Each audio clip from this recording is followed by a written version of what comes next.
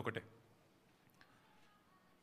మార్బీ అనే ఒక గుజరాత్లో ఒక ప్రాంతంలో ఒక పెద్ద బ్రిడ్జ్ కూలిపోయి 140 మంది చచ్చిపోయినా ఏ ఎన్డీఎస్ఏ బోదు ఎవడు బోడు ఏ ఏజెన్సీ బోదు 140 మంది చావులకు ఫలానావాడు బాధ్యుడు అని ఒక బాధ్యతాయుతమైన ఏ ఏజెన్సీ మాట్లాడదు, కేంద్ర ప్రభుత్వం మాట్లాడదు, గుజరాత్ ప్రభుత్వం మాట్లాడదు. బీహార్లో 4 రోజులకు ఒకసారి ఒక్కొక్క బ్రిడ్జ్ కూలుతున్నా అడిగే నాతుడు లేడు. అదే తెలంగాణలో ఇక్కడ కాంగ్రెస్ ప్రభుత్వం ఉన్నప్పటికీ సుంకిశాల రిటైనింగ్ వాల్ కూలిపోయి 100 కోట్లు నష్టమైన ఎన్డీఎస్ఏ రాదు, ఎవడు రాడు.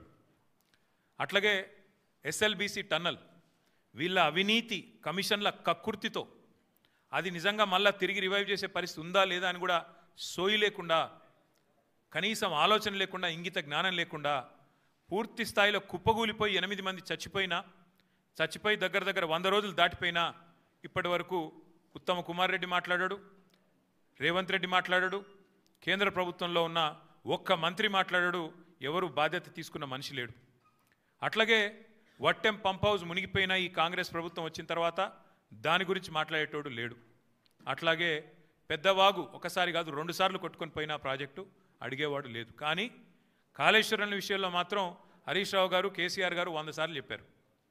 కాళేశ్వరంలో 100 కంపోనెంట్లు ఉంటే ఒక్క కంపోనెంటు ఒక బ్యారేజ్, అందులో 3 బ్యారేజీలు, 19 రిజర్వాయర్లు, 21 పంప్ హౌజులు, 100 కిలోమీటర్ల సొరంగ మార్గాలు, 1000 కిలోమీటర్ల ప్రవాహ కాలువలు ఉన్నాయి, 100 కంపోనెంట్లు ఉన్నాయి. ఆ 100లో ఒకటి మేడిగడ్డ బ్యారేజు. అందులో మొత్తం 371 పిల్లర్లు ఉంటే 3 బ్యారేజీలు కలిపి 2 పిల్లర్లలో ఒక దగ్గర పగులు వచ్చింది.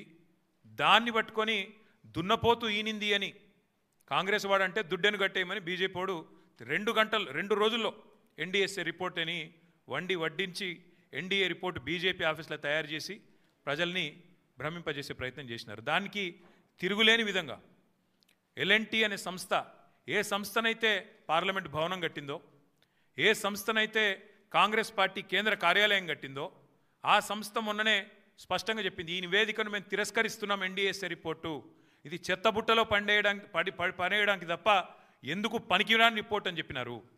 అట్లాగే ఆ సంస్థనే ఏ సంస్థనైతే నేను అడుగుతున్నా రేవంత్ రెడ్డిని, ఏ సంస్థనైతే మేడిగడ్డ బ్యారేజ్ కట్టిందో ఆ సంస్థ నిజంగానే పనికిరాందైతే మరి కాంగ్రెస్ పార్టీ కార్యాలయం కూడా ఆ సంస్థతో ఎందుకు కట్టించినామని నేను అడుగుతా ఉన్నా.